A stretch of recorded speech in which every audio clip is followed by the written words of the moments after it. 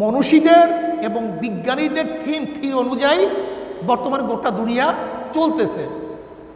তাহলে আমি আগেই বলছিলাম যে সিস্টেম হলো রাজতন্ত্র, আভিজাততন্ত্র এবং গণতন্ত্র। আভিজাততন্ত্রের মধ্যে আমরা বহুত পার্থক্য করতে পারি। শিক্ষাভিত্তিক আভিজাততন্ত্র, বংশীয় আভিজাততন্ত্র, ব্যক্তি আভিজাততন্ত্র।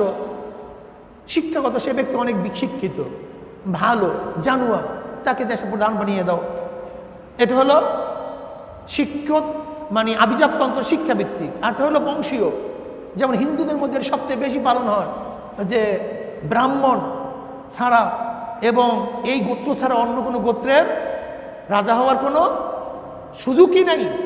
এটা বংশীয় আভিজাততন্ত্র। আরেকটা হলো ক্ষমতা, শক্তি।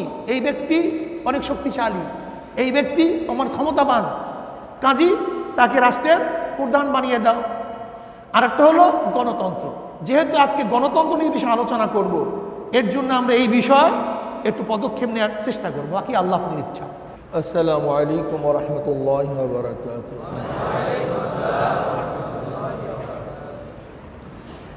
নাহমাদু ওয়া নুসাল্লি আলা রাসূলিহিল কারীম। আম্মা বা'দ, ফাআউযু বিল্লাহি মিনাশ শাইতানির রাজীম। বিসমিল্লাহির রহমানির রহিম। وما خلقت الجن والإنس إلا ليعبدون صدق الله العلي العظيم। شهد الرسول قل اللهم صل على سيدنا اللهم صل على سيدنا ونبينا وشفيعنا وحبيبنا مولانا محمد صلى الله عليه وعلى آله وأصحابه وبارك وسلم। আল্লাহ পাকের শুকর,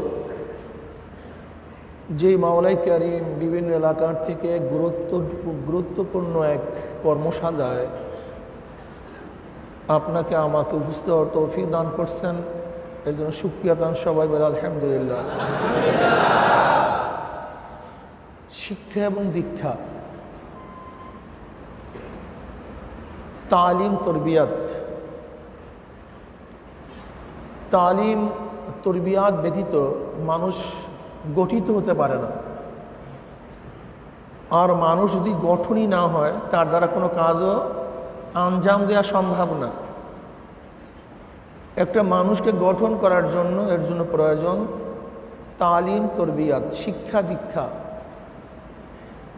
থিওরিক্যাল, প্র্যাকটিক্যাল। ইঞ্জিনিয়ারকে থিওরিক্যাল শিক্ষা দেওয়ার পরেই তাকে ডিজাইন করার জন্য ছেড়ে দেওয়া হয় না। একজন ডাক্তারকে থিওরিক্যাল পড়াশোনার পরেই অপারেশন করার এজাজত দেওয়া হয় না, যতক্ষণ পর্যন্ত হাতে নাতে তাকে প্র্যাকটিক্যাল শিক্ষা না দেওয়া হয়। এর জন্য তরবিয়াত, রুবুবিয়াত থেকে, যেরকম আল্লাহ পাকের এক সিফাত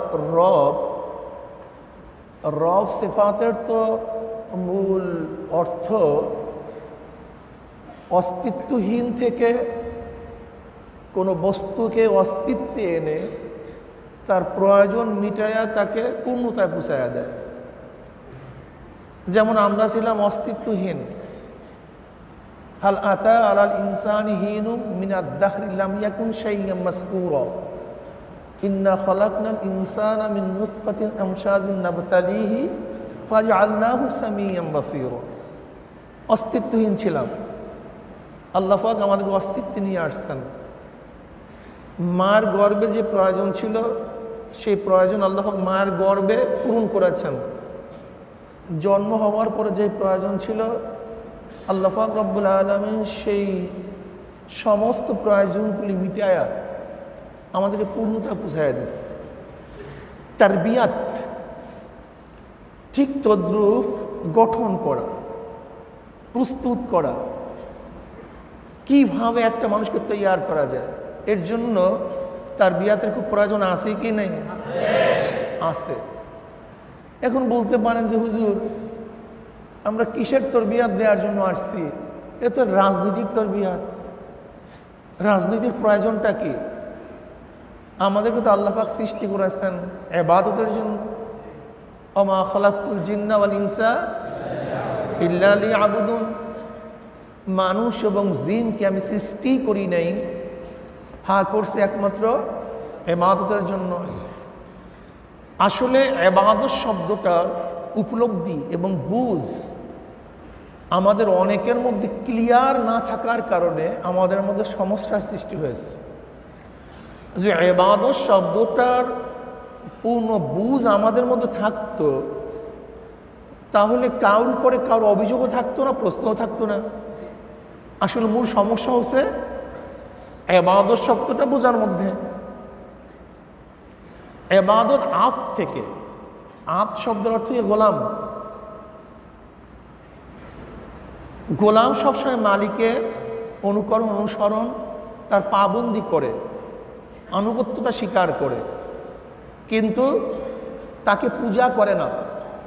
এর জন্য তার কাজকে ইবাদত বলা হয় না। কিন্তু আমরা আল্লাহ পাকের গোলাম, আমরা আল্লাহ পাকের সমস্ত আহকামগুলিকে মানি এবং তার তপস্যাও করি, তার আরাধনাও করি, তার পূজাও করি। এর জন্য আমাদের কাজগুলি কি বলা হয়? ইবাদত বলা হয়। এখন রাষ্ট্র গঠন, রাষ্ট্র পরিচালনা ইবাদত কি ইবাদত না? এই প্রশ্নটা যদি আমাদের কাছে ক্লিয়ার হয়, হুকুমত, রাজনীতি, রাষ্ট্র পরিচালনা, বিচার, ব্যবসা বাণিজ্য, মুআমালাত, মুআশারাত, এগুলি ইসলামে আছে কি নাই, হুদুদ, কিসাস, এগুলি ইসলামে আছে কি নাই, যদি এইটা আমাদের মাথার মধ্যে ক্লিয়ার হয়ে যায়, তাহলে হাজারো প্রশ্নের জবাব স্পষ্ট হয়ে যাবে। পলিটিক্যাল সায়েন্সে যারা পড়াশোনা করে, আসলে এদের মূল থিম এবং থিওরি কোনো ঐশ্বিক বাণীর থেকে সৃষ্টি হয়নি, গবেষণার ভিত্তিতে। কিসের ভিত্তিতে? এর জন্য তাদের কাছে প্রথম প্রশ্ন হলো, রাষ্ট্র সৃষ্টি কিভাবে হয়েছে? এই রাষ্ট্রটা সৃষ্টি কিভাবে হয়েছে? মানুষ তো এক সময় এরকম রাজা নিযুক্ত করতে হবে, যে সিস্টেমে গোটা দুনিয়া চলতেছে, এই সিস্টেম এক সময় ছিল না, রাষ্ট্র ব্যবস্থাপনায় ছিল না। যাদের মধ্যে ঐশ্বরিক কোনো জ্ঞান নাই, তাদের কাছে এখন এই প্রশ্ন হওয়াটাই স্বাভাবিক যে রাষ্ট্রটা সৃষ্টি হয়েছে কিভাবে। যেরকম ডারউইন, সে ঐশ্বরিক জ্ঞানী ছিল না, এর জন্য তার কাছে প্রশ্ন হওয়াটাই স্বাভাবিক, মানুষ সৃষ্টি হয়েছে কিভাবে। আমাদের কাছে এটা কোনো প্রশ্নই না। আমাদের যারা ঈমানওয়ালা মুসলমান, তাদের কাছে যদি প্রশ্ন করেন মানুষ কিভাবে সৃষ্টি হয়েছে, সে কি জবাব দেবে? এই কথা বলেন না কেন? প্রথম কাকে সৃষ্টি করেছেন? একেবারে সহজ জবাব, কোনো যুক্তি নেই, তর্ক নেই। কিন্তু যাদের কাছে এলেমটা নাই, আল্লাহ সৃষ্টি করেছেন আদমকে, হাওয়াকে, যাদের কাছে এলেমটুকু নাই, এখন বলেন তো তাদের কাছে এই জিনিসটা কত কঠিন। এটি কিভাবে সৃষ্টি হয়েছে, তার প্রথম কি, তার দুনিয়ার সৃষ্টির ইতিহাস কি, রহস্য কি, এই পাগল হয়ে গেছে। যেহেতু তাদের কাছে মূল কোনো থিম, থট, থিওরি নাই, গবেষণা ভিত্তিক এটাকে আবিষ্কার করতে হবে। তাহলে যেহেতু মূল কোনো বস্তু না থাকলে গবেষণার ভিত্তিতে যদি আবিষ্কার করতে হয়, তাহলে মানুষের গবেষণা এক হয় না ভিন্ন হয়? কোনোদিন এক হয় না, ভিন্ন হয়। কাজে বাস মানুষ সৃষ্টি ইতিহাস নিয়ে তাদের মধ্যে ভিন্নতা সৃষ্টি হয়েছে। এইবার শুরু হয়েছে, ডারউইন বলতেছে কিভাবে সৃষ্টি হয়েছে, তাহলে জগৎ সৃষ্টি হয়েছে, দুনিয়া সৃষ্টি হয়েছে এইভাবে যে আলোর খণ্ড থেকে পানির সৃষ্টি, পানির মধ্যে ঢেউয়ের সৃষ্টি, ঢেউয়ের মধ্যে ফেনার সৃষ্টি, ফেনার মধ্যে পোকার সৃষ্টি, পোকার থেকে ব্যাঙের সৃষ্টি, ব্যাঙের থেকে বানরের সৃষ্টি, বানর দীর্ঘদিন পর্যন্ত পরিবর্তন হয়ে বিবর্তনবাদ, লাফাতে লাফাতে লেজ পড়ে পশম উঠে মানুষ হয়ে গেছে। এটা মিলাতে হবে তো, যেহেতু সে জীববিজ্ঞানী, জীব কিভাবে সৃষ্টি হয়েছে তাকে একটা সমাধান দিতে হবে। এর জন্য সে গবেষণা করে এই বিবর্তনবাদের থিওরি আবিষ্কার করে গোটা দুনিয়ার মানুষের মাথা খারাপ করে দিয়েছে।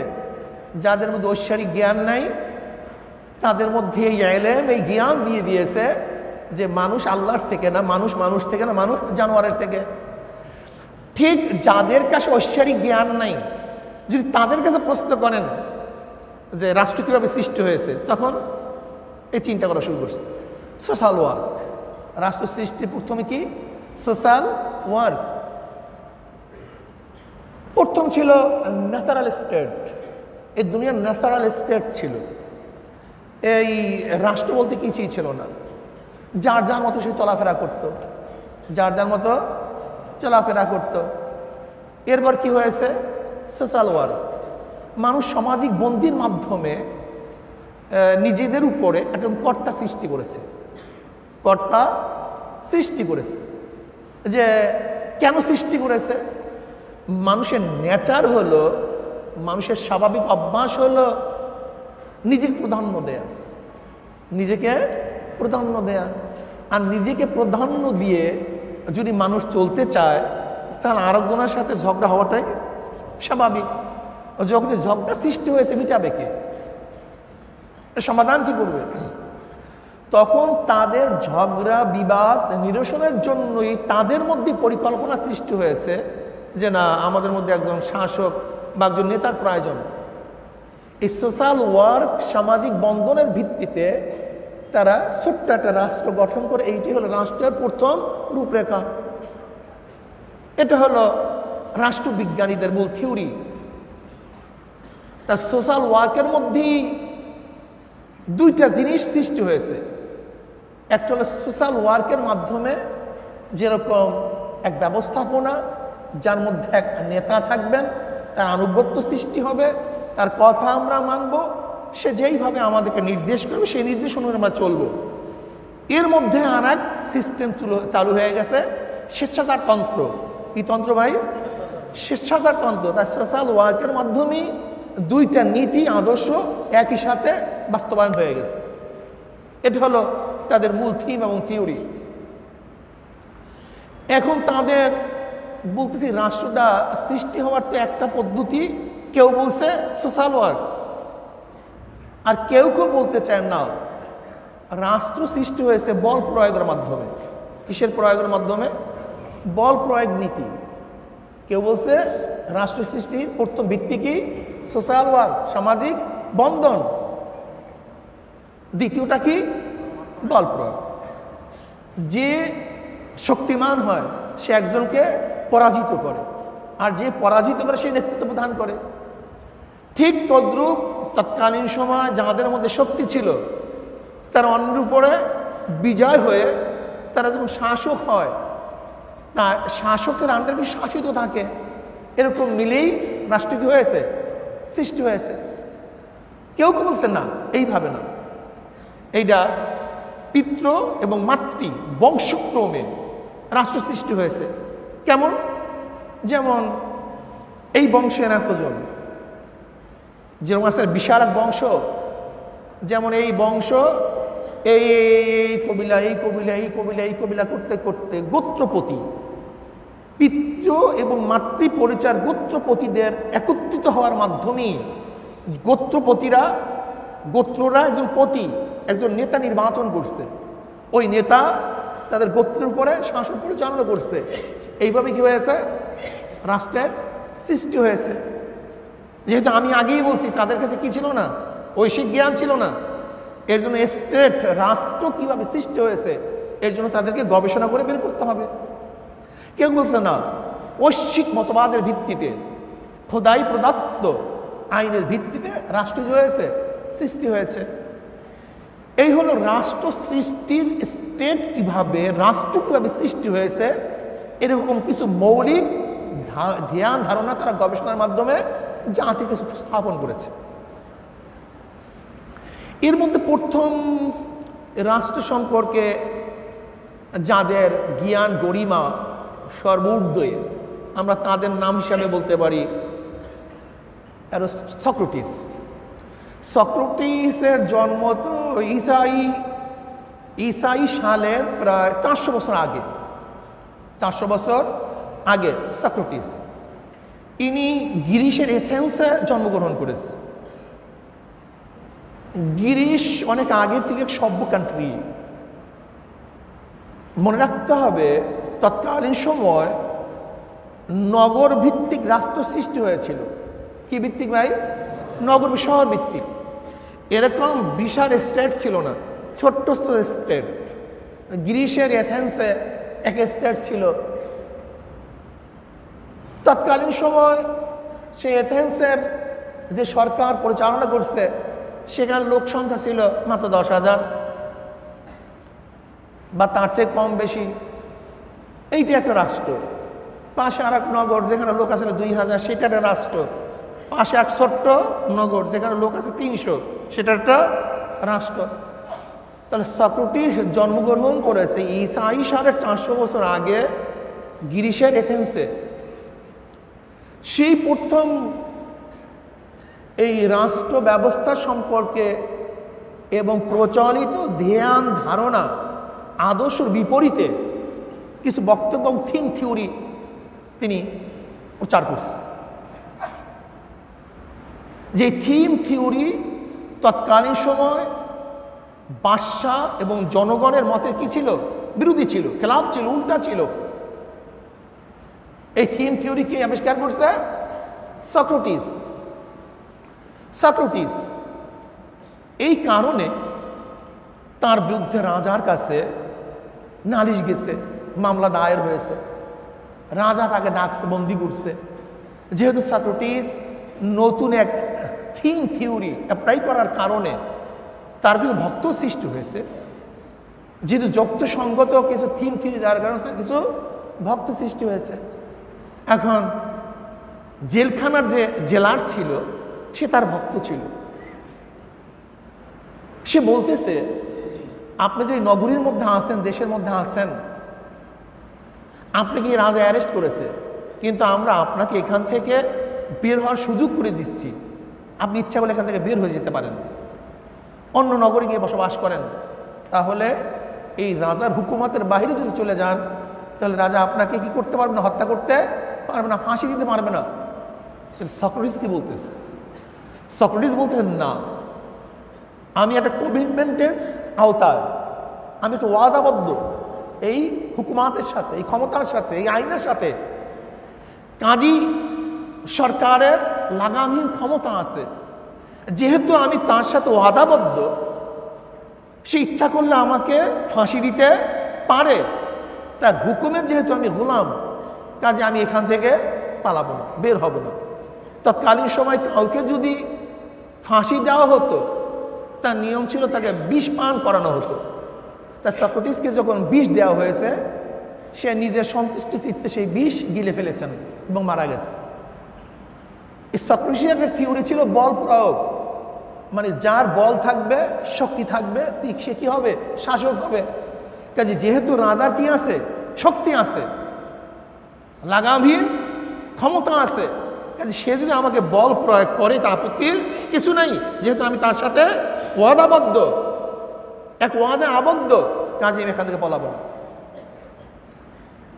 তা সক্রেটিস কোনো বই লিখে নাই পলিটিক্সের উপরে, কোনো কি বই তিনি লিখেন নাই, কিছু বক্তব্য দিয়েছে। তার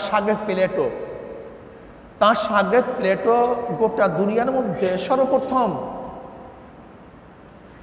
সর্বপ্রথম বই লিখছে রিপাবলিক নামে। এটা আসলে খুব সুসজ্জিত কোনো বক্তব্য ছিল না, যেরকম আমাদের বর্তমানে এক চ্যাপ্টারের পর আর এক চ্যাপ্টার, আর এক চ্যাপ্টারের পর আর এক চ্যাপ্টার, একটা বিন্যস্ত বই থাকে। কিন্তু প্লেটো যেই বই রিপাবলিক নামে প্রথম দুনিয়াতে লিখছে রাজনীতির উপরে, সেটা কোনো বিন্যস্ত ছিল, সুবিন্যস্ত ছিল না। সেটা ছিল কি, যে সক্রেটিসের সাথে আমি ওখানে গেছি, সেই কথা বলছে, সে আমাকে এই পরামর্শ দিছে, সে এইভাবে আমাকে আদেশ করছে, সেই মতবাদ লালন করত, সেইভাবে চলার চেষ্টা করত, সেইটা ধারণা করত, এরকমভাবে বিচ্ছিন্ন কিছু আলোচনা করছে। এরপরে প্লেটোর সাথে অ্যারিস্টটল সেই সক্রেটিস প্লেটোর সমস্ত থিওরিগুলিকে বিধ্বস্ত আকারে আজকে আমাদের সামনে পেশ করছে, যেই বইয়ের নাম পলিটিক্স। এখান থেকে পলিটিক্স এই যে আমরা বলি রাজনীতি, এখান থেকে সৃষ্টি হয় না? এটা হলো স্টেট সৃষ্টি হওয়ার ওদের অনুযায়ী ধারণা, স্টেট কিভাবে সৃষ্টি হয়েছে। এখন আমাদের কথা হবে স্টেট পরিচালনার নিয়মটা কি। আসলে স্টেট সৃষ্টি হয়ে গেছে, মাদ্রাসা গঠন হয়ে গেছে, এখন মাদ্রাসা চালাবার কোনো ব্যবস্থা আছে কি নাই, নিয়ম কোনো আছে কি নাই। মসজিদ সৃষ্টি হয়েছে, এখন মসজিদে ইবাদত করার কোনো পদ্ধতি আছে কি নাই। স্টেট সৃষ্টি হওয়ার সিস্টেম তো এইমাত্র আমরা শুনলাম, কিন্তু স্টেটটা কোন থিম, থিওরি, নীতির আওতায় চলবে, এইটা নিয়ে রাজনীতিবিদরা, পলিটিক্যাল সায়েন্সে যারা পড়ুয়া, এই বিষয়ে যারা চিন্তা ভাবনা করছে, এরা বহুবিধ পদ্ধতি গোটা দুনিয়ার মধ্যে চলছে, সেই ব্যাপারে আপনাকে আমাকে পলিটিক্যাল সায়েন্সের মধ্যে জানিয়ে দিয়েছে। এর মধ্যে সবচেয়ে 3টা মতবাদ গোটা দুনিয়ার মধ্যে সবচেয়ে বেশি প্রসিদ্ধ এবং প্রতিষ্ঠিত লাভ করছে। কয়টা মতবাদ ভাই? 3টা। এর মধ্যে 1 নম্বর রাজতন্ত্র, আভিজাততন্ত্র, গণতন্ত্র। একটা হলো রাষ্ট্র, একটা হলো রাষ্ট্র চালাবার পদ্ধতি। শোনেন, আমার এই কথাগুলির মাধ্যমে কিন্তু হাজারো প্রশ্নের জবাব হয়ে যাবে, হাজারো প্রশ্নের জবাব হয়ে যাবে। আমাদের মধ্যে এত প্রশ্ন কেন? এত প্রশ্ন হওয়ার কারণটা কি? দেখেন, গোটা দুনিয়া চলার সিস্টেম কতগুলি, অথচ আমরা কিন্তু সারাদিন রাজতন্ত্র, আভিজাততন্ত্র এগুলির কথা মনেই নেই, শুধু কি গণতন্ত্র। আজকে আমার সাবজেক্টটা কি ছিল জানি? হ্যাঁ, কি জানি সাবজেক্টটা? ইসলামী রাজনীতির প্রয়োজনীয়তা, বৈশ্বিক বাস্তবতায় নির্বাচন এবং মাকাসিদে শরিয়া আনতে জিহাদ। নির্বাচন, এই নির্বাচন নিয়ে অনেকের আপত্তি আছে কি নেই? প্রচুর আপত্তি আছে। এবং জিহাদ কি জিনিস, আসলে এই ব্যাপারগুলি আলোচনা করতে গেলে তো একটা দীর্ঘ সময়ের প্রয়োজন। তবে আমি আলহামদুলিল্লাহ স্বল্প সময়ের মধ্যে আশা করি একটা মৌলিক ধারণা দেওয়ার চেষ্টা করব, বাকি আল্লাহ পাকের ইচ্ছা। মোটামুটি যেন আল্লাহ পাক আমাকে এই বিষয়ের উপর আলোচনা করার তৌফিক দান করেন, আর বুঝাবারও তৌফিক দান করেন, বুঝারও তৌফিক দান করেন, উভয়টার প্রয়োজন। যেহেতু আমরা তো এই লাইনের পলিটিক্যাল সায়েন্সের ছাত্র না, এরপর একটা বিষয় বুঝাতে গেলে তো একটু কঠিন হওয়াটাই স্বাভাবিক। তা আমি যেটা বলতেছিলাম, গোটা দুনিয়ার মধ্যে 3 ধরনের নীতি আদর্শের ভিত্তিতে রাষ্ট্র পরিচালিত হয়ে আসছে। এর মধ্যে একটা বলছিলাম রাজতন্ত্র, যেটা সর্বপুরাণ এবং সর্বদীর্ঘ, বর্তমানেও যেটার প্রচলন সবচেয়ে কি বেশি। আভিজাততন্ত্র, আর একটা বলছিলাম গণতন্ত্র। রাজতন্ত্রের মধ্যে বিভিন্ন পদ্ধতি প্রক্রিয়া আছে। রাজতন্ত্র বলতেই আমরা মনে করি তন্ত্র মানে আইন, রাজতন্ত্র মানে রাজার আইন, বাদশাহর আইন, সুলতানের আইন। এখন রাজাকে আপনি খলিফা বলেন, সুলতান বলেন, বাদশাহ বলেন, প্রেসিডেন্ট বলেন, সেটা ভিন্ন কথা। কিন্তু রাজতন্ত্র বলে যেই আইনের ভিত্তিতে রাজা দেশ পরিচালনা করে, সেই আইনকে কি বলা হবে? রাজতন্ত্র। এই রাজতন্ত্রের মধ্যে এক কোয়ালিটি ছিল না, বিভিন্ন কোয়ালিটির রাজতন্ত্র। এর মধ্যে এক রাজতন্ত্র হলো লাগামহীন রাজতন্ত্র। লাগামহীন রাজতন্ত্রটা মানে কি? সম্পূর্ণ ক্ষমতা রাজার, সম্পূর্ণ ক্ষমতা কার? মাই ইট ইজ রাইট, ব্যাস আমি যা বলছি এইটাই, এর বাহিরে কিচ্ছু নেই। রাজা যদি কাউকে বলতো হত্যা করে দাও, কেন হত্যা করবে, কারণটা কি? এই জবাব দেওয়ার জন্য রাজা প্রস্তুত ছিল না, বাধ্য না, এই প্রশ্ন করার ক্ষমতাও কেউ রাখে না।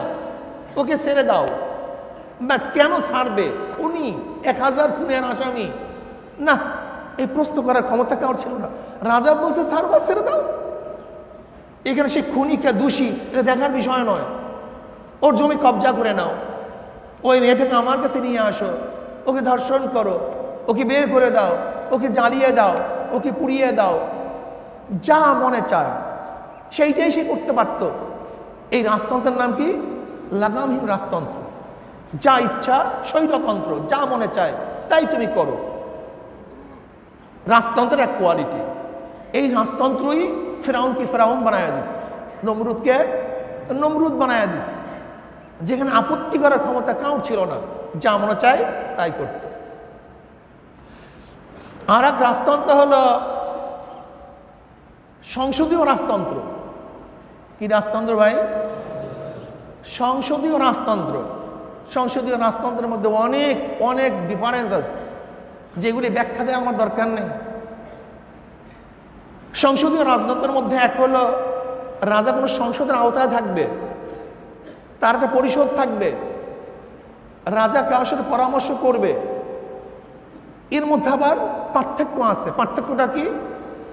সংসদ তাকে পরামর্শ দিবে, কিন্তু সে পরামর্শ মানতে বাধ্য না, মানতেও পারে। লাগামহীন রাজতন্ত্রের মধ্যে কি ছিল ভাই? কোনো পরামর্শই ছিল না, পরিষদই ছিল না, যা মনে চায় তাই করত। আর এখানে আমি কি বললাম? একটা সংসদ পরামর্শদাতা ছিল, কিন্তু রাজা স্বাধীন, ইচ্ছা করলে মানতেও পারে, ইচ্ছা করলে নাও মানতে পারে, ইচ্ছা করলে গ্রহণ করতে পারে, ইচ্ছা করলে গ্রহণ নাও করতে পারে। এটা হলো সংসদীয় পরামর্শ ভিত্তিক রাজতন্ত্র। আর এক রাজতন্ত্র হলো যেই রাজতন্ত্রের মধ্যে সংসদ থাকবে, লেকিন সংসদের বাহিরে যাওয়ার কোনো ক্ষমতা সে রাখে না, রাজার কোনো ক্ষমতাই থাকে না। যেরকম ইংল্যান্ডের রানী রাজা, সেই দেশের প্রধান, লেকিন রানার কোনো ক্ষমতা নেই, ভ্যালুলেস।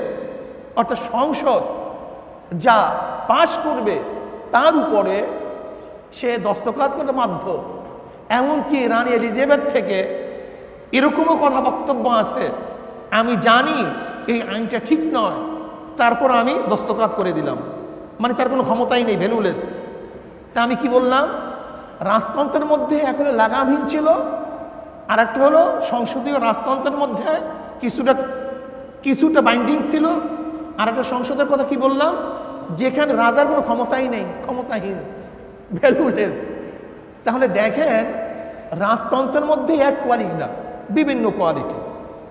আর একটা হলো ধর্মভিত্তিক রাজতন্ত্র। ধর্মভিত্তিক রাজতন্ত্র অর্থাৎ রাজা ধর্ম অনুযায়ী দেশ পরিচালনা করবে। এখানে একটু ব্যাখ্যা না দিলেই নয়। আসলে বর্তমান পলিটিক্যাল সায়েন্স যেখান থেকে সৃষ্টি হয়েছে, এই যে আজকে সেকুলার লিবারেল ডেমোক্রেসি, এই সেকুলারিজম লিবারেল ডেমোক্রেসি যেখান থেকে সৃষ্টি হয়েছে, এর মূল কারণটা কি? এই মূল কারণ সম্পর্কে যদি আমরা জানি, তাহলে আমাদের কাছে বহুত বহুত কথা স্পষ্ট হয়ে যাবে, অনেক থিওরি স্পষ্ট হয়ে যাবে। থিওক্রাসি গ্রিক শব্দ, থিও মানে স্রষ্টা, ক্রাসি মানে কর্তৃত্ব। থিওক্রাসি মানে স্রষ্টার কর্তৃত্ব। থিওক্রাসি মানে ভাই স্রষ্টার কর্তৃত্ব, অন্য কার কর্তৃত্ব চলবে না, চলবে কার কর্তৃত্ব? স্রষ্টার কর্তৃত্ব। এখন স্রষ্টার কর্তৃত্ব চালাবার জন্য প্রয়োজন কি? স্রষ্টার আইন।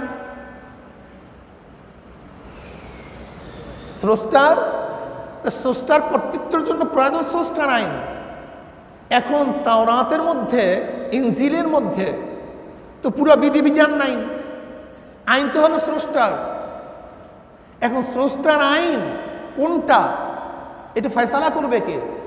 করবে পোপ, গির্জার প্রধান। কে করবে? যদি কিতাবে থাকে তো কিতাব দিয়ে, যদি কিতাবে না থাকে ধ্যান করে, মোরাকাবা করে সে স্রষ্টার থেকে আইন নিয়ে আসবে। ব্যাস, মূল থিমটা নেন, থিওরিটা নেন। থিওক্রাসি এটা একটা গালি বর্তমানে, অথচ কত সুন্দর কথা ছিল। থিওক্রাসি ছিল খোদাই বিধান, স্রষ্টার কর্তৃত্ব। কত সুন্দর এক বিধান ছিল থিওক্রাসি। অথচ বর্তমানে থিওক্রাসি মানেই গালি। গালি হওয়ার কারণটা কি? দেখেন নবী ঈসা আলাইহিস সালাতু ওয়াস সালাম দুনিয়ার থেকে বিদায় হওয়ার পরে 300 বছর পর্যন্ত খ্রিস্টানদের কোনো নেতৃত্ব ছিল না। ইহুদিদের নির্যাতনের শিকার ছিল। হীন এমন কোনো শাস্তি নাই যা তারা ভোগ করে নেই। হযরত ঈসা আলাইহিস সালাতু ওয়াস সালামের জমানায় সেন্ট পল ছিল ইহুদি, যার নাম ছিল শাহুল। হিনু এমন কোনো অত্যাচার নাই যে অত্যাচার সে খ্রিস্টানদের উপর করেনি। আল্লামা রুমি রহমতুল্লাহ আলাই এর উপরে বিশাল এক বাপ বানছে পড়ার মতো, যে আসলে খ্রিস্টান ধর্ম বিকৃত হওয়ার পদ্ধতি কি, যে কাফফারাবাদ, তীর্থবাদ, কাফফারাবাদ, তীর্থবাদ। আমি কাফফারাবাদের দিকে যাব না, এটা বিশাল এক আলোচনা। তীর্থবাদ ঈসা আলাইহিস সালাতু ওয়াস সালাম ধর্ম না, এবং ঈসা আলাইহিস সালাতু অনুসারীরা তীর্থবাদ মানতও না। তীর্থবাদ বুঝেন নাই? তিন খোদা, আল্লাহ, মারিম আলাইহিস সালাতু ওয়াস সালাম এবং ঈসা আলাইহিস সালাতু ওয়াস সালাম, এর তীর্থবাদ। আর কাফফারাবাদ এটা বিশাল একটা আলোচনা।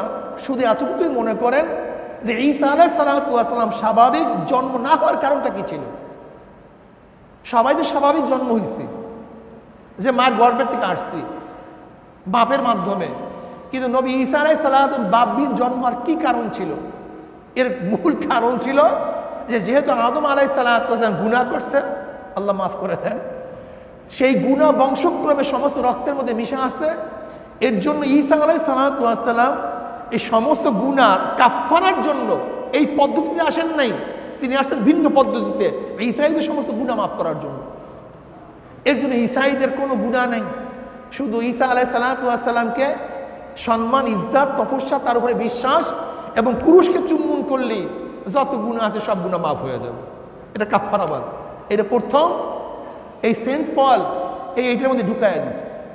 এটা ছিল ইহুদি, কিন্তু ইহুদিদের মধ্যে বিভক্তি করার জন্য এক ইহুদি, এক বাদশা খ্রিস্টানের মধ্যে ঢুকায় দিস। আল্লামা রুমি রহমতুল্লাহের ঘটনার মধ্যে আনছেন যে খ্রিস্টানদেরকে ওই বাদশা যত অত্যাচার অবিচার করুক না কেন, কিন্তু কোনো অবস্থাতেই খ্রিস্টানদের ঈমান নষ্ট করতে পারছিল না। তখন বাদশা চিন্তা করছে, এত অত্যাচার অবিচার করি, জ্বালাইয়া দেয়, পোড়াইয়া দেয়, হত্যা করি, তারপর ঈমান ছাড়ে না। তখন তাকে বলা হয়েছিল ঈমান এমন এক সুপ্ত জায়গায় অবস্থান করে যেখানে কোনো জিনিস বুঝতে পারে না। কলবের এমন এক সুপ্ত জায়গায় ঈমান অবস্থান করে যেখানে তলোয়ার, আগুন, হত্যা, অবিচার, নির্যাতন বুঝতে পারে না। কাজে আপনি তাদেরকে যতই হত্যা অবিচার করেন না কেন, তারা কোনোদিন তাদের ধর্ম ছাড়বে না। তা কি করা যায়? আমাকে অনুমতি দেন, আমাকে অনুমতি দেন, আমি এর মধ্যে পার্থক্য সৃষ্টি করে দেই। এবার এই সেন্ট পল বলতেছে, আমি দামেস্কের পথের থেকে আসার সময় হঠাৎ আমার কাছে এক নূর ঝলকিত হয়েছে এবং আমাকে ডাক দে, সাউল তুমি আমাকে কষ্ট দাও কেন?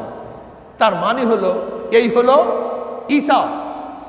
যেহেতু আমি ঈসাই ধর্মের উপরে অত্যাচার বিচার করি, এর জন্য ঈসা আলাইহিস সালাতু ওয়াস সালাম রাগান্বিত, আমাকে তার ধর্মের দিকে দাওয়াত দিয়েছেন, আমি এর জন্য খ্রিস্টান ধর্ম গ্রহণ করেছি। বাস এরপরে এ বিশাল পণ্ডিত ছিল। মনে রাখতে হবে, কোনো জিনিস ভালো পথে চালাবার জন্য পণ্ডিতের প্রয়োজন, আর কোনো জিনিস ধ্বংস করার জন্য পণ্ডিতের প্রয়োজন।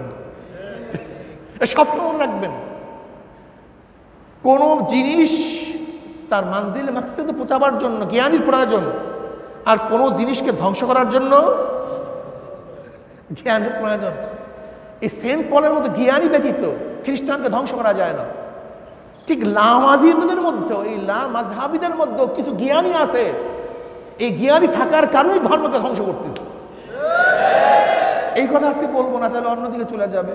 শুধু একটু ইঙ্গিত দিয়ে রাখলাম, যেরকম এই সেন্ট পল ঢোকার মধ্যে ইহুদিদের মধ্যে 12টা গোষ্ঠী হয়েছে, ইখতিলাফ সৃষ্টি করেছে, ঠিক আজকেও লামুজাহাবিরা আমাদের মধ্যে শুধু শুধু ইখতিলাফ। দেখেন না কয়েকদিন আগে মসজিদে আজান নিয়ে ইখতিলাফ করে মানুষ নিহত হয়েছে, এর পিছনে কারা? ওই লামুজাহাবিরা। যাই হোক, এবার সেন্ট পল কি হয়ে গেছে? ধর্মগুরু হয়ে গেছে। এ তৃপ্তবাদের আবিষ্কার করছে, এ কাফরাবাদের আবিষ্কার করছে। এখন খ্রিস্টান ধর্ম সেই আগের মতো নাই। এর মধ্যে রোমের কনস্টেবল, সে একে বড় কনস্টেবল বলা হয় এবং প্রথম কনস্টেবল বলা হয়। যে রোমের কি ছিল? রাজা ছিল, বাদশাহ ছিল। সে কি হয়ে গেছে? খ্রিস্টান ধর্ম গ্রহণ করেছে। খ্রিস্টান ধর্ম গ্রহণ করার পরে এখন রাষ্ট্রের উপর থিওক্রাসি। কোন থিওক্রাসি? খ্রিস্টান থিওক্রাসি। মানে খ্রিস্টান অনুযায়ী দেশ পরিচালিত হবে। আর খ্রিস্টানদের কিতাব কি ছিল? ইনজিল। আর ইনজিলের মধ্যে হুদুদ, কিসাস, রাষ্ট্র পরিচালনার ব্যাপক কোনো অধ্যায় ছিল না। ইনজিল একটা পরিশিষ্ট ছিল তাওরাতের, তার মধ্যে ছিল মানুষের শিষ্টাচার এবং মানুষ কিভাবে নরম হতে পারে। এমনকি খ্রিস্টানদের মধ্যে ইনজিলের মধ্যে এমনও কথা আছে, যদি কেউ থাপ্পড় দিয়ে বসে তাহলে তুমি আর এক গাল পেতে দাও, যেন আর একটা থাপ্পড় দিয়ে সে আনন্দ উপলব্ধি করতে পারে। বিচার করতে যাও না, তোমাকে কেউ গালি দেয়, ভালো কথা বলে তার থেকে বিদায় হয়ে যাও। এটা ইনজিলের থিওরি। সেখানে কেসাস বলতে কিছু ছিল না। তার রাষ্ট্র পরিচালনার জন্য হুদুদের প্রয়োজন আছে কি নাই? কেসাসের প্রয়োজন আছে কি নাই? ইনজিলের মধ্যে অনুপস্থিত। অথচ দেশ চলবে খোদাই বিধান অনুযায়ী। এখন খোদাই বিধান কে সৃষ্টি করবে? পোপ, যে হলো গির্জার প্রধান। এখন গির্জার প্রধানও এক বাদশাহ, যেহেতু সে আইন প্রণয়ন করে, আইন সাপ্লাই দেয়, আর আইন প্রয়োগ করে কে? রাষ্ট্রের যে প্রধান সে। এখন যখনই গির্জার প্রধান খোদাই বিধান অনুযায়ী আইন প্রণয়ন করতে পারে না, আইন চাওয়া হয়, তখন সে কি করে? মোরাকাবা করে। মোরাকাবা কোথায় করে? নিয়ম হলো যে এক খোলা ময়দানে গিয়ে তারা মোরাকাবা করতো তাবুত আনিয়ে। এবং সাধারণত এই তাদের তপস্যা করার সময়টা নির্ধারণ করা হতো যখন ওটা আকাশে মেঘ।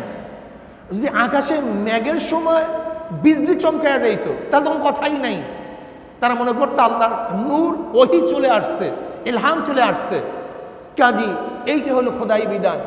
অথচ খোদাই বিধান না, নিজের বিধানকে যখন খোদাই বিধান হিসেবে চালিয়ে দেওয়া হয় তখন সংঘর্ষ হবে কি হবে না? এখন রাষ্ট্রের সাথে গির্জার কি হয়ে গেছে? বিভেদ সৃষ্টি হয়ে গেছে। রাষ্ট্র বলে এক, গির্জা বলে আরা, গির্জা বলে এক, রাষ্ট্র বলে আরা। এখন একই জঙ্গলের মধ্যে দুই সিংহ বসবাস করবে কিভাবে?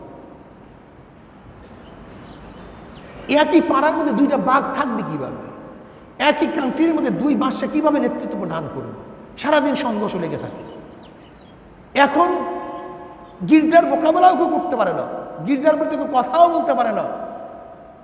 যদি গির্জার বিরুদ্ধে কেউ কথা বলে তার উপরে এমন কোনো অত্যাচার নাই, অবিচার নাই যা করা হয় না, এমনকি জ্বালিয়ে দেওয়া হইতো। এই মানুষের গির্জার উপরে আস্তে আস্তে ঘৃণা সৃষ্টি হতে শুরু করছে, ঘৃণা সৃষ্টি হতে শুরু করছে। এমন গির্জার কোনো লোক ব্যতীত সাধারণ মানুষের তাওরাত পড়ার কোনো অনুমতি ছিল না, ইনজিল পড়ার কোনো অনুমতি ছিল না, ব্যাখ্যা করার কোনো অনুমতি ছিল না, তর্জমা করার কোনো অনুমতি ছিল না। যেহেতু সাধারণ মানুষ এ সম্পর্কে কিছুই জানতো না, পোপের কাছে দেয় দায়িত্ব। এখন পোপ যা বলবে সেইটাই কি আইন। এখন অবস্থাটা কি সৃষ্টি হয়েছে বলেন তো? এখন চিন্তা করতে খোদাই বিধান এত জালেম, খোদাই বিধান এত খারাপ, খোদাই বিধান মানুষকে এত অত্যাচার করে, খোদাই বিধান এত দুর্বল। এই আস্তে আস্তে আস্তে আস্তে আস্তে আস্তে আস্তে যারাই গির্জার বিরুদ্ধে কথা বলতো তারা হলটিক বলে তাদেরকে ফাঁসি দিত, হত্যা করত, চামড়া উঠে ফেলাইতো, এমনকি ক্ষুধার্ত অবস্থায় তাদেরকে মারা হতো, রৌদ্রের মধ্যে বেঁধে রাখা হইত, রৌদ্রের তাপে না খেয়ে এইভাবে মারা যেত, এত অত্যাচার বিচার করতো। আচ্ছা বলেন তো, খোদাই বিধান যদি মানুষের উপরে এত অত্যাচার অবিচার করে, তখন খোদাই বিধানের উপরে মানুষের আস্থা হয় নাকি ঘৃণা সৃষ্টি হয়? এই যে থিওক্রাসির বিরুদ্ধে যে ঘৃণা সৃষ্টি হয়েছে, এটা ইসলাম মুসলমানের থিওক্রাসির উপরে নয়, কোরআন হাদিসের থিওক্রাসির উপরে নয়, এটা সৃষ্টি হয়েছিল এই পোপদের বানানো থিওক্রাসির উপরে। এখন কি করতে হবে? এখন গবেষকরা চিন্তা করতেছে যে এখন আমরা কি করা চাই। এর মধ্যেই 1500 শতাব্দী পর্যন্ত তো ওই ধারণায় চলতেছিল রাষ্ট্র কিভাবে গঠন হয়েছে, যে সোশ্যাল ওয়ার্ক এবং স্বেচ্ছাচারতন্ত্র, একই থিমের মধ্যে দুইটা থিম। এর মধ্যে ফ্রান্সের মধ্যে জন্ম হয়েছে টমাস হোবাস, লক এবং রুশো। টমাস হোবাস এবং লক তাদের একই থিওরি ছিল। থিওরিটা কি? সোশ্যাল ওয়ার্কের মধ্যে রাষ্ট্র গঠন হয়েছে, কিন্তু রুশো বলতেছেন না, এটা হয় না, এটা না। রাষ্ট্র সৃষ্টি হয়েছে কিভাবে? রাষ্ট্র সৃষ্টি হয়েছে জনগণের ঐক্যমতার ভিত্তিতে। জনগণের ঐক্যমতের ভিত্তিতে জনগণ কোনো ব্যক্তিকে রাজা সৃষ্টি করেছে, এর জন্য রাষ্ট্র সৃষ্টি হয়েছে। এই প্রথম পাবলিকের নেতৃত্ব, কর্তৃত্ব এখান থেকে জন্মগ্রহণ করে। এখান থেকে নত সক্রেটিসও কিন্তু বল প্রয়োগ তন্ত্রের প্রবক্তা এবং স্বীকৃতদাতা। এই বল প্রয়োগ তন্ত্রের কারণেই কিন্তু সে নিজে বিশ্বাস করছিল, কিন্তু রুশো এসে কি বলতেছে? না, এটা ঠিক না। রাষ্ট্র সৃষ্টি হয়েছে কিসের মাধ্যমে? জনগণের ঐক্যমতের ভিত্তিতে জনগণের রাষ্ট্র সৃষ্টি করেছে। এইটা যখন চলতেছিল, এর মধ্যে ফ্রান্সে আরো জন্মগ্রহণ করেছে 1700 শতাব্দীর শেষের দিকে জন্মগ্রহণ করেছে ভোল্টার্স। এই ভোল্টার্স যে লিবারেল গণতন্ত্র এবং মূল বর্তমান গোটা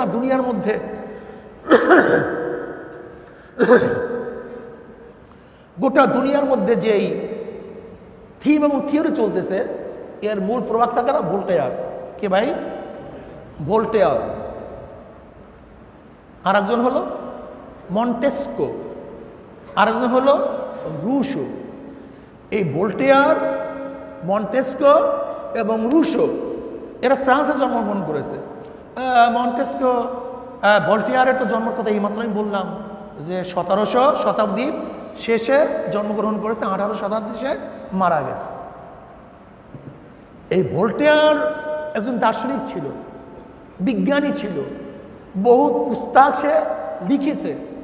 তার পুস্তকের ভলিউম 90 খণ্ড, বিশাল পুস্তক লিখছে। এমন কোনো বিষয় নয় যে বিষয়ের বিষয়ে কলম ধরে নেই। এই ভোল্টেয়ারের থিওরি কি ছিল? এই ভোল্টেয়ারের থিওরি ছিল যে আসলে ধর্ম, একই ধর্ম হওয়া বা খোদাই কোনো বিধান এখন আর দুনিয়ার মধ্যে নেই, সব বিকৃত হয়ে গেছে। এই প্রথম ভোল্টেয়ার কথা বলতেছে। খোদাই বিধান বলতে কিছু নেই, সব কি হয়ে গেছে? বিকৃত হয়ে গেছে। আর মানুষের শুধু একটা ধর্মই থাকা উচিত, ন্যাচারালিজম, সেটা হলো প্রাকৃতিক ধর্ম। মানুষের ধর্ম কয়টা থাকা উচিত? সেটা কি? প্রাকৃতিক ধর্ম, এছাড়া অন্য কোনো ধর্ম থাকা উচিত না। তা যেহেতু মানুষ একই ধর্মের অনুসরণ করা উচিত, সেটা কি? প্রাকৃতিক ধর্ম, খোদাই কোনো বিধান না। তাহলে কি হবে? তাহলে এখান থেকে মূল বের হয়ে আসে যে মানুষ ধর্ম পালন করবে কি করবে না, এই বাধ্যবাধকতা কেউ করতে পারবে না। এবং মানুষ স্রষ্টাকে মানবে কি মানবে না, এরকম বক্তব্য কেউ কার উপরে আরোপিত করতে পারবে না। মানুষ ইচ্ছা করলে স্রষ্টাকে মানতেও পারে, নাও মানতে পারে। ধারণা করা হয় এই স্রষ্টার উপরে প্রথম সন্দেহ এই ভোল্টেয়ারই সৃষ্টি করেছে। এবং ভোল্টেয়ারের থিম কি ছিল? ভোল্টেয়ারের থিম ছিল যে ধর্ম তো পালন করে মানুষ আত্মিক তৃপ্তির জন্য। কিসের জন্য? আত্মিক তৃপ্তির জন্য। তা আত্মিক তৃপ্তি মানুষ যার মধ্যে পাবে সেইটাই ওদের ধর্ম। যদি কেউ খ্রিস্টানের মধ্যে পায়, সে খ্রিস্টান ধর্ম গ্রহণ করবে। কেউ ইহুদির মধ্যে পেলে ইহুদির উপর গ্রহণ করবে, কেউ পূজার মধ্যে পেলে পূজা গ্রহণ করবে, কেউ সেজদার মধ্যে পেলে সেজদা গ্রহণ করবে। যেহেতু ধর্মের মূল উদ্দেশ্য আত্মতৃপ্তি, কাজে এখানে এই কথা বলার কারোর কোনো সমীচীন হবে না। কি সমীচীন হবে না? যে কোনটা বাতিল, কোনটা হক, কোনটা বৈধ, কোনটা বৈধ না। এই প্রথম সে সেকুলার বলতেছে যে রাষ্ট্রের সাথে ধর্মের কোনো সম্পর্ক নেই। রাষ্ট্র এক জিনিস, ধর্ম এক জিনিস। ধর্ম ব্যক্তি স্বাধীনতা, রাষ্ট্রের সাথে ধর্মের কোনো সম্পর্ক নাই। ইচ্ছা করলে কেউ ধর্ম মানতেও পারে, কেউ নাও মানতে পারে। এই হলো ভোল্টেয়ারের থিম, যেটা গোটা বিশ্বকে নষ্ট করে ফেলছে। এটা সেকুলারিজমের মূল থিম, রাষ্ট্রের সাথে ধর্মের কোনো সম্পর্ক নাই। এই থিম আবিষ্কার হয়েছিল কেন?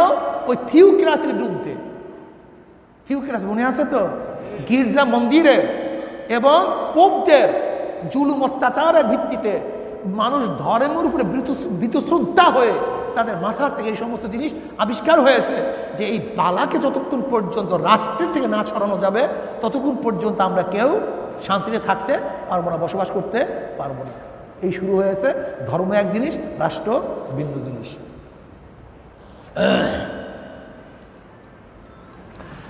মন্টেস্কিউর থিওরি কি ছিল?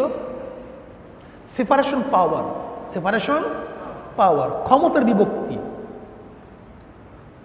ক্ষমতা এককেন্দ্রিক থাকলে ঝামেলা। ক্ষমতা এককেন্দ্রিক থাকলেই, মন্টেস্কিউ বলতেছে ঘটনা কি, জুলুম হয় কেন, অত্যাচার হয় কেন, মানুষ সুখে শান্তি থাকতে পারতেছে কেন? এককেন্দ্রিক ক্ষমতা কার কারণে? যে রাজা, সেই হাকেম, সেই আইন প্রণয়নকারী। রাজাই আইন প্রণয়ন করে, রাজা আইন বাস্তবায়ন করে, রাজা আইন প্রয়োগ করে। একই ক্ষমতা একজনের কাছে না, এই ক্ষমতাকে বন্টন করতে হবে। ক্ষমতাকে যদি ভাগ করে দেই তাহলে কেউ স্বৈরাচার হবে না, স্বৈরাচার হবে না। এই মন্টেস্কিউই প্রথম দুনিয়ার মধ্যে, ইসলাম পরে বলবো, ইসলামের কথা পরে বলবো, আমি আগেই বলছি, আমি এখন যে আলোচনা করতেছি এইটা ওদের ধারণা অনুযায়ী, যাদের সাথে খোদাই বিধানের কোনো কি ছিল না, সম্পর্ক ছিল না। সেপারেশন পাওয়ারকে তারা এখন কি করবে? পাওয়ারকে, ক্ষমতাকে ভাগ করবে। সেই ভাগটা কি? কারণ 3 ভাগে ভাগ হবে। সেই 3টা ভাগ কি? একটা হলো আইন প্রণয়ন সংস্থা, বিধান যারা করবে, আইন যারা করবে তারা ভিন্ন থাকবে। নির্বাহী সংস্থা, যারা আইনকে প্রয়োগ করবে তারা কি থাকবে? ভিন্ন থাকবে। বিচার সংস্থা, বিচার, এটা কি থাকবে? ভিন্ন থাকবে। এটা কি? ভিন্ন থাকবে। দেখেন, আমরা একটু আগে বলেছি যে ভোল্টেয়ার তো অনেক বই লিখছে, কিন্তু মন্টেস্কিউ ছোট্ট একটা বই লিখছে, ছোট্ট একটা বই, স্পিরিট অফ ল। এটা মাত্র 400 পৃষ্ঠা। বইটার নাম কি? স্পিরিট অফ ল, আইনের প্রাণ। যদিও বইটা 400 পৃষ্ঠা, মন্টেস্কিউর বইয়ের নাম স্পিরিট অফ ল, আইনের প্রাণ। এই বই লিখে সে বলতেছে যে আমি এই বই লেখার পরে এত হয়রান হয়ে গেছি, পরেশান হয়ে গেছি, এখন আমার বাকি জিন্দিগি আমাকে বিশ্রাম করতে হবে, বাকি জিন্দিগি অন্য কোনো কাজ করার আর আমার সুযোগ নেই। এই প্রথম সে ক্ষমতাকে বিকেন্দ্রীকরণ করছে। সে বলছে আইন প্রণয়ন বিভাগ ভিন্ন, আইন বাস্তবায়ন বিভাগ ভিন্ন, আইন প্রয়োগ বিভাগ ভিন্ন। ব্যাস। এবার আসে রুশো। রুশোর থিওরি কি ছিল? আমি আগেই বলছি, রুশো আগেই বলেছিল রাষ্ট্র গঠন হওয়ার পদ্ধতি কি। এখন সে এখানে আরেকটা জিনিস যোগ করে দিয়েছে, সেইটা কি? ব্যক্তি স্বাধীনতা। ব্যক্তি স্বাধীনতা এবং জনগণের প্রশাসন। ব্যক্তি স্বাধীনতা, জনগণের প্রশাসন। ব্যক্তি স্বাধীন, কোনো আইনের অধীনে নয়। ব্যক্তির মনে যা চায় সে তা করতে পারবে। যদি মনে করছে উলঙ্গ হয়ে হাঁটবো, হ্যাঁ হাঁটুক, সমস্যা কি? হাঁটতেই পারে, এটা ব্যক্তি স্বাধীন। ব্যক্তি যদি মনে করে আমি এখন এখান থেকে ফাড়িয়া চিরিয়া জামা পরিয়া হাঁটবো, হাঁটো, সমস্যা কি? আর তোমার স্বাধীনতা আছে।